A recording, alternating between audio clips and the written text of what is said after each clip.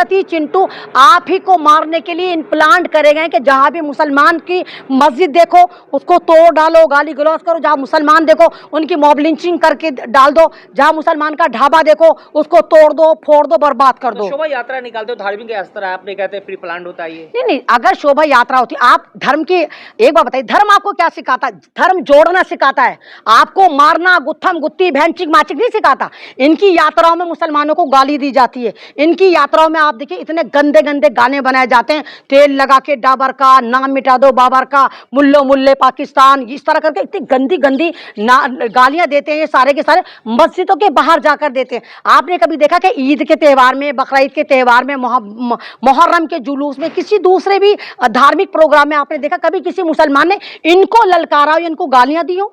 तो ये धार्मिक जुलूस नहीं है, ये अधर्मियों द्वारा एक हुल्लड़ गैंग है जो देश में अशांति फैलाता है, शांति को भंग करता है। मुस्लिम नेता है मौलाना तौकीर रजा बरेली से आते हैं, उसके बाद जो है समाजवादी नेता है, वो भी कहते हैं कि ये आतंकवादी हैं, ये दंगा फैलाते हैं, ये शोभा यात्रा लेकर नहीं जाते। बिल्कुल बिल्कुल, ये शोभा यात्रा नहीं है। और ये सारे के सारे यात्रा करने वाले आपने देखा, क्या ये मोदी के परिवार के हैं, क्या ये अमित शाह के परिवार के हैं, क्या ये स्मृति ईरानी के परिवार के हैं, क्या वो बारीफेल बुलबुल जो है कंगना रनौत उसके परिवार के हैं? किसके परिवार के हैं? ये सारे के सारे दलित परिवार से आते हैं जिनको हायर करा जाता है।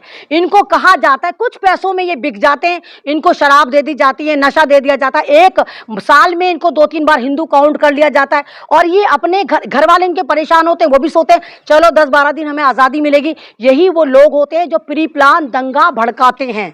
आखिर में आपसे सवाल है महाराष्ट्र से, कि महाराष्ट्र में हिंदी बोली को लेकर के और महाराष्ट्र को लेकर के वहाँ पर विवाद छिड़ा हुआ है। जो हिंदी भाषा वाले जो है महाराष्ट्र में रह रहे हैं, वो अगर महाराष्ट्रियन लैंग्वेज नहीं बोल पा रहे तो उसे मारा जा रहा, पीटा जा रहा है, कैसे? देखिए, वो जो उद्धव ठाकरे हैं वो महाराष्ट्री हैं। आपने देखा जिस लिहाज से वहाँ की सरकार गिराई गई, अपनी सरकार बनाई, तो वहाँ सारे के सारे नफरती चिंटू हिंदी बोलने वाले हैं।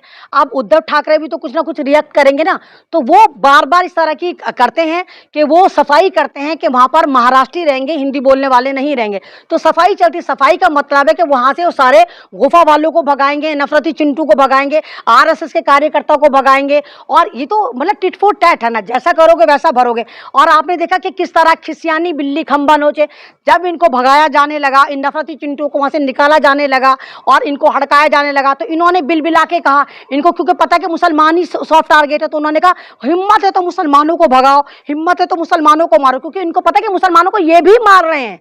ये उद्धव ठाकरे को मशा दे रहे हैं कि तुम भी मुसलमानों को मारो, हम भी मुसलमानों को मारते हैं, हम भी मुसलमानों को टारगेट करते हैं, हम भी सारे के सारे जो ड्रामे करते हैं, मॉब लिंचिंग करते हैं, वो मुसलमानों के साथ करते हैं। तो तुम्हारे में हिम्मत है, भले हिम्मत की मतलब ये कह रहे थे कि देखो हमें कुछ मत कहो, है ना, जाओ मुसलमानों के साथ जाओ, मुसलमानों को मारो, हम तुम्हारे साथ हैं, मुल्लों को मारो।